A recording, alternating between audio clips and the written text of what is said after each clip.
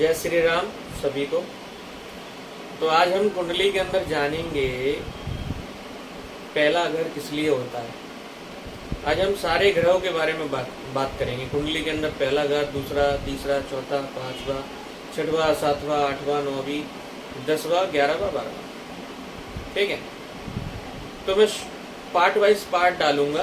ठीक है, ये पार्ट जो रहेगा जिसके अंदर पहले और दूसरे घर के बारे में हम बात करेंगे। पहला घर को हम केंद्र घर भी मानते हैं और पहला जो घर होता है काल पुरुष की कुंडली के अंदर पहला घर माना जाता है मंगल का। 1 नंबर लिखा है कुंडली के अंदर और मंगल विराजमान है तो वो मंगल का घर माना जाता है काल पुरुष की कुंडली में। किसी किसी की कुंडली में मंगल विराजमान होता है पहले घर। ठीक है, पहला घर दूसरा घर के बारे में हम आज विस्तार से बात करें। ठीक, पहले घर से आपको माना जाता है आपकी पर्सनैलिटी, आपका व्यक्तित्व, आपकी सोच, आपका नजरिया देखने का। ठीक है, सब कुछ देखा जाता है आपके पहले घर से। आपका दिमाग, आपका मस्तिष्क, ठीक है, आपके बोलने का तरीका, अपने सोचने का तरीका, आपकी पूरी बॉडी देखी जाती है पहले घर से। पहला घर में अगर गुरु अगर बैठा है 4 नंबर का उच्च का, तो ये हंस नामक पंच महापुरुष योग बन जाता है। जिन जिनकी कुंडली के अंदर अगर पंच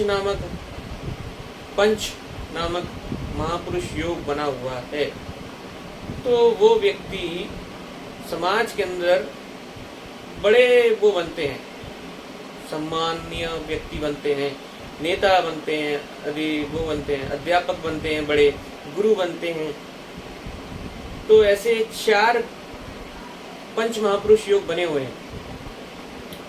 पहले केंद्र में अगर बैठ जाए, चौथे घर में या फिर 7वें घर में या फिर 10वें घर में, इन चारों को केंद्र घर माना जाता है। पहले घर में अगर गुरु बैठा है 4 नंबर का उच्च का, तो हंस नामक पंच महापुरुष योग बनता है। अगर मंगल बैठा है पहले घर में तो रुचक नामक महापुरुष योग बनता है। ऐसे लोग किसी से डरते नहीं है, बहुत मेहनती होते हैं, बहुत साहस होता है उनके अंदर और अच्छे नेता बनते हैं। समाज के लिए बहुत काम करते हैं ये लोग, आगे चल के मंदिर भी बनवाते हैं, समाज के लिए बहुत काम करते हैं और किसी से भी लड़ जाते हैं, इनको भय नहीं होता है। और अपने जीवन में ये कभी न कभी 2 साल 3 साल के लिए ये लोग गुफाओं के अंदर जाके अपने आप को मंत्र स्थापित करते हैं।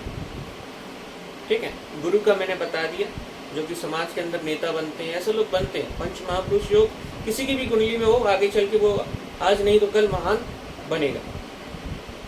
शुक्र अगर लग्न में ही बैठा तो इंसान बहुत मोटा होगा, बहुत फैटी होगा, बहुत ज्यादा फैला होगा। अगर शुक्र अगर लग्न में बैठा है तो मालवीय पंच महापुरुष योग बनता है।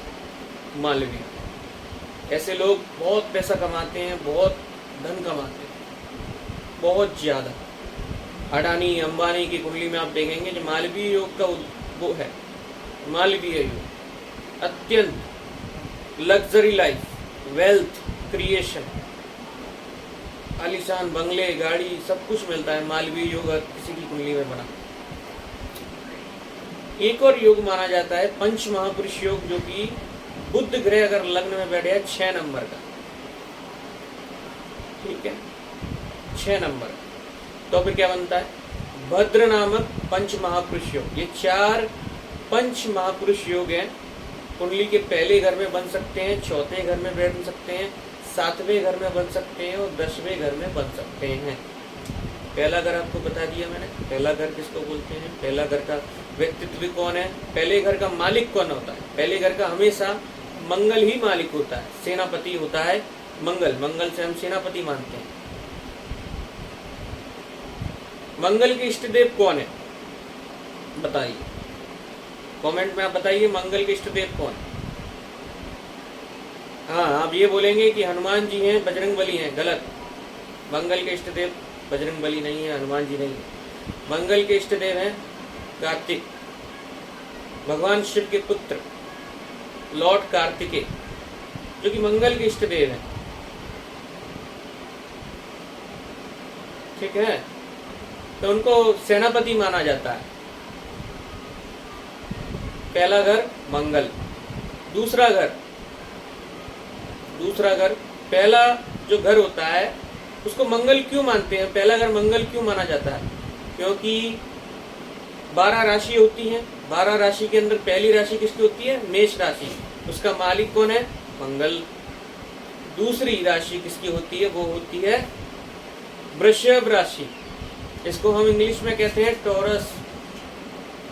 टॉरस कहते हैं। उनके मालिक कौन हो गए? शुक्र।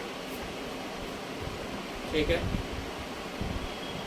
दूसरा जो घर होता है वो घर होता है शुक्र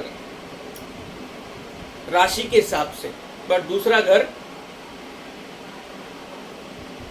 दूसरे घर से हम देखते हैं कुटुंब को, आपकी धन संपत्ति, आय को, इनकम को, इनको देखा जाता है। ठीक है, इनकम को देखा जाता है, आपका आय के स्रोत कितने हैं, आपकी इनकम किससे आ रही है, दूसरे घर उससे देखा जाता है। दूसरे घर में अगर 2 नंबर लिखा है तो साक्षात वो वृषभ लग्न हो गया, नहीं लग्न नहीं बोलेंगे, वृषभ राशि बोलेंगे। उसका जो मालिक होता है वो होता है शुक्र। अगर शुक्र विराजमान हो जाए, 2 नंबर का ही हो, तो इंसान बहुत लग्जरी होता है, उसकी अच्छी वाइफ मिलती है उसे अपने जीवन में। 2 नंबर का शुक्र हो, अच्छी वाइफ मिलती है, बहुत सपोर्टिंग होती है, जीवन भर उसको सपोर्ट करेगी, कोई भी चीज की कमी नहीं रखेगी वो। मैं ऐसा आपको बता रहा हूँ। दूसरे घर से वेल्थ क्रिएशन, अगर गुरु बैठा हो, सूर्य बैठा हो, दूसरा घर बहुत अच्छा माना जाता है। दूसरे घर में बहुत पैसे, मल्टीपल स्रोत होते हैं इनकम के। ठीक है, तो आज हमने जाना कुंडली के अंदर पहला घर साक्षात दूसरा घर। काल पुरुष की कुंडली में पहला घर किसका होता है? मंगल का। दूसरा घर होता है चंद्र का। ठीक है, चंद्र 2 नंबर का अगर चंद्र हो तो उच्च माना जाता है, उच्च माना जाता है। ठीक है, दूसरा घर चंद्र को भी मानता है, 2 नंबर। तो आज हमने जाना कि पहला घर और दूसरा घर इसलिए होता है, इनके स्वामी कौन होते हैं और इस घर को कौन गवर्न करते हैं, कौन इनकी रक्षा करता है, कौन इनको रेगुलेट करता है।